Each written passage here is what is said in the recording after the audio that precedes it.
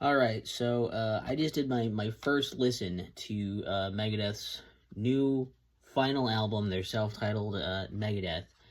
And I'm probably going to record a couple of these clips because I want to listen to it a few more times. This is my first listen. Big Megadeth fan, you probably saw. Maybe I did a video on here before looking at like a bunch of their albums in a row as like an ASMR video. And I was like, well, if they're going to be doing their final album, I heard about that. I'm like, well, I definitely need to get that. Sadly, the cassettes sold out, but the CD is really what I mainly wanted, so I listened to that on my CD Walkman. And first impressions, first thoughts here after my first listen. I'm a little let down. I'll say it. And I mean, as much as excitement as there is, and as much, as there's always going to be that feeling of it being a bit bittersweet that, like, oh, Megadeth is going to be done. They're not going to do this anymore. Maybe. I've heard a lot of bands go on farewell tours, and then they go away, and then who knows if there's going to be more Megadeth later just because Dave Mustaine wants to, or if he's going to do solo stuff, or he's going to do stuff with other people. I don't know. It's really hard to say, actually. So, I was just going to say that, like, yeah, this thing is it's not bad, but it just kind of feels like more of the same, basically.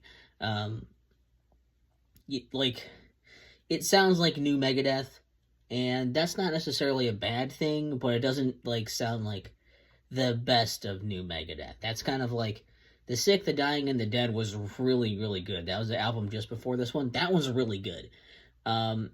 Especially for like new Megadeth. That's very good. But like, I like Dystopia more than this, and I feel like this is like kind of sounds like those two albums, but like less good. Like the things that weren't as good as anything on those albums is kind of where I would lean towards. Like some of it's like fine. I don't like hate this album or anything. Some of these are just kind of like, I think a general feeling, I guess, is like a lot of songs sort of like start to build up a bit, and I feel like they're gonna like, oh, now this is gonna be this really awesome part of the song, and then they just kind of like, it kind of goes into like a softer, slower part or something. It goes into something I don't like as much, where I'm like, oh, I think they kind of blew their opportunity to like have something big here on a lot of those. So like, I don't know that right now that I have any particular, like, The Last Note is maybe the best song on the album right now, I'm thinking. I don't know, my favorite song on the album so far, probably. I don't know. Like, I like the riff in Puppet Parade, but then, like, when it opened up with that, I'm like, oh, that's a really cool riff. And then it kind of just, like, kind of fell off from there.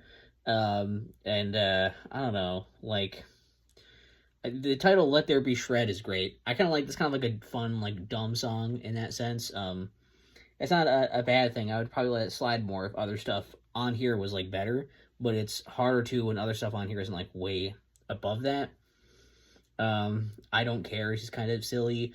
I don't know. I think my overall feeling on this album is just the idea that, like, I thought that if it was going to be, like, this is your last album and you want it to be your last album, that you would try really hard to, like, go above and beyond and make something super awesome stuff. Like, I was thinking it might even be, like, a double album kind of thing, just, like, a whole bunch of stuff, and, like, try to make things, like, just go out with a bang, with the best stuff, and really try to make it memorable and awesome, and it just kind of feels a little forgettable, other than the fact that it's a footnote of it's their last album. And I don't know, maybe it'll be better when I listen to it more. I'm gonna give it more listens. I definitely will. Also, they did some weird shit with the bonus track things. Like, okay, so I think there's like, I know there's a bonus track, whatever, an extra song on the digital version of it, which I didn't want to get because I wanted it physically. So maybe later they'll put out like a special edition thing that has like all of the extra songs on it, I guess. Hopefully they won't need to remaster it when they do that. Hopefully that they've figured out how to master them the first time at this point. But the other thing is, like, I've heard like apparently there's like a Target exclusive thing. I don't know if that's a different thing. I just heard about this before recording this. I don't know if it's like a different song. They get like a different extra song, or if that's the same bonus song. I don't know. But they do have a bonus song on here at the very end. I mean, like, and it's Ride the Lightning. They did a version of Ride the Lightning. And why? Why did they do this? I don't know. You don't go to Megadeth to hear somebody else. And I've said this a bunch of times on other Megadeth stuff. You don't go to Megadeth to hear other shit. You want to listen to Megadeth for Megadeth. And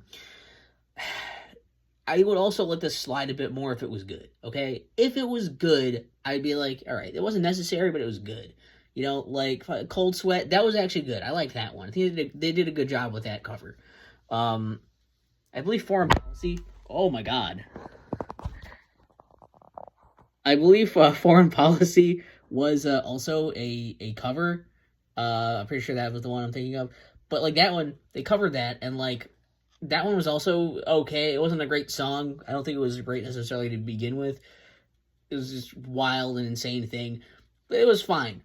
But they had plenty of covers. It sucked. Like Anarchy in the USA is not a good look. It's not a good sound. Like I think Superstitious was a weird thing. I don't know. Megadeth has this weird obsession with doing these covers of things that are just they're not good because you just want to hear the regular song for most of those. And Ride the Lightning is a weird one where again you probably just want to hear Metallica do that song, and they don't do it like better or they don't really do it different enough or good enough for it to matter. And I don't care if you say it's a bonus track on here. I really feel like that's something you should have saved for like another like a special edition or something, because like unfortunately on a CD and you're listening, that's just the next thing that plays. So when you go to that, it's going to be like, well, the very last thing you hear isn't, the last note. The last thing you hear is a shitty version of Ride the Lightning. So yeah, that's sort of my thoughts on this for my initial thoughts of Megadeth's Megadeth on my first listen. I'm going to give it some more listens and some more time and see if anything changes on how I feel about it, because some other albums that I talked about, maybe judging them a bit prematurely as well.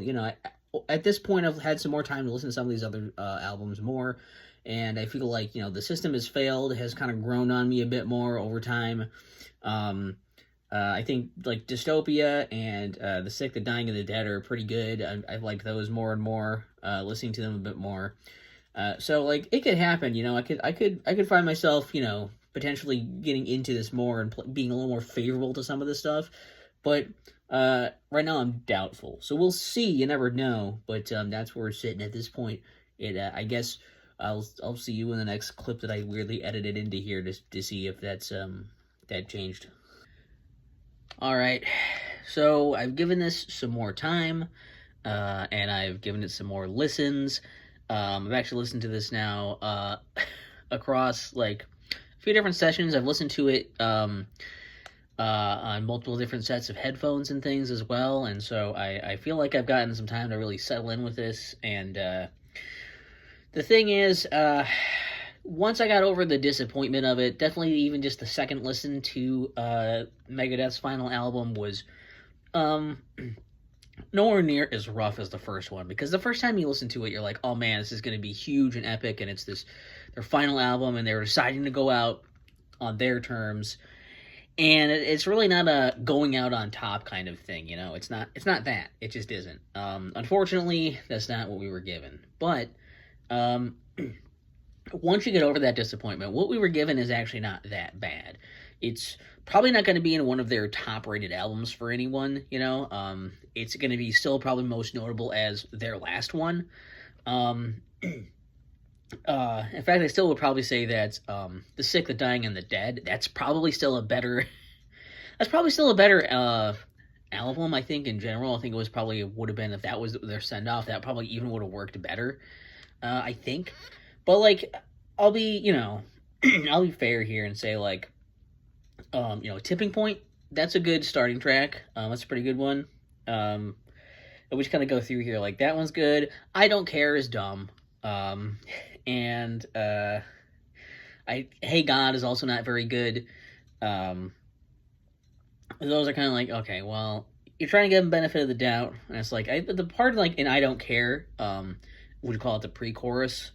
Where they're like, chanting over the drum kind of things or whatever, and like that part's okay. The first I Don't Care in there before they get to the gotta know part, like those were cool, I guess. There were neat things there. Yeah, like Hey God is not very good. And then there's like Let There Be Shred is a fun one, I guess. It's dumb, which is something I think I would say in general kind of overshadows a lot of the album. There's some good music on here, like I like what they're playing and such, but well, that sounds really smart, doesn't it? I like the things they play and such.